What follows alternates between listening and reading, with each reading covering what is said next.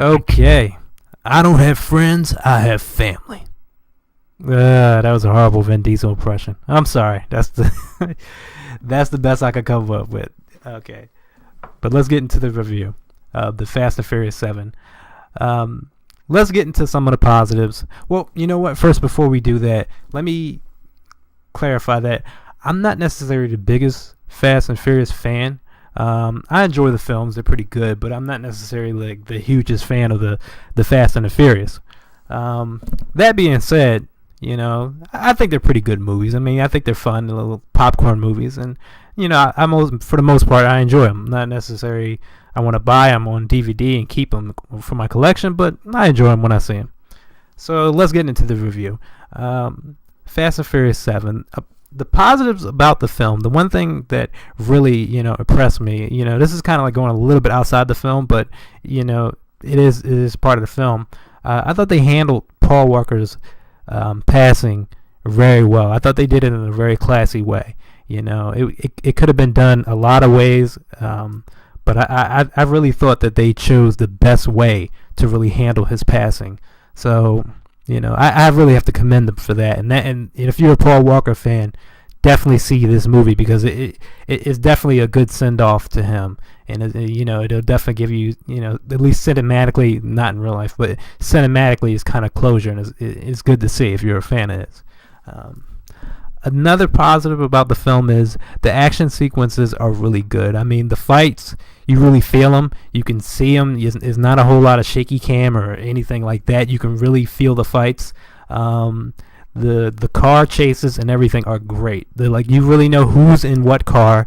You really have a clear view of the cars. And some movies you can't really tell who's in what car. It kind of looks like a video game. You can't really tell who's doing what.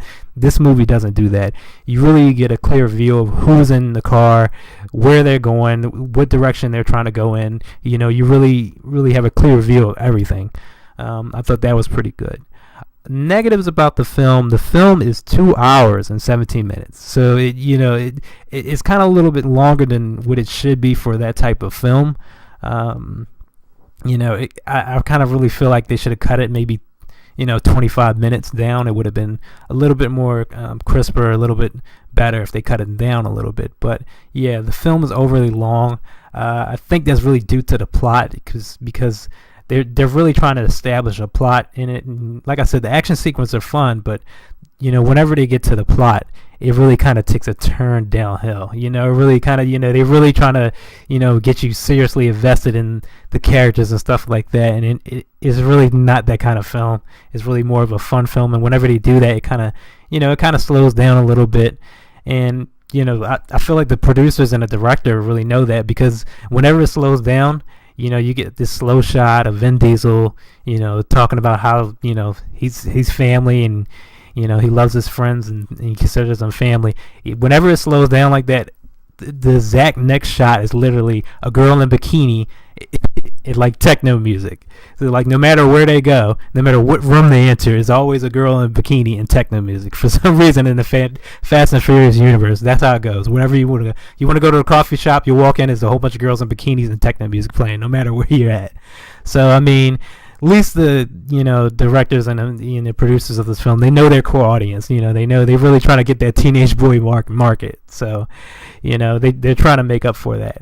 But it's still a little overly long. They should have cut it short.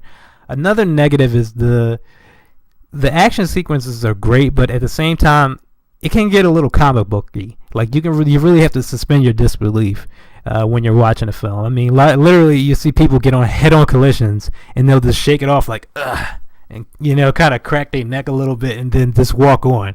And cars spend more time in the air than they do on the ground. So I mean, that's something that can really if you're not willing to just buy into that in their universe, you're not going to get into this film.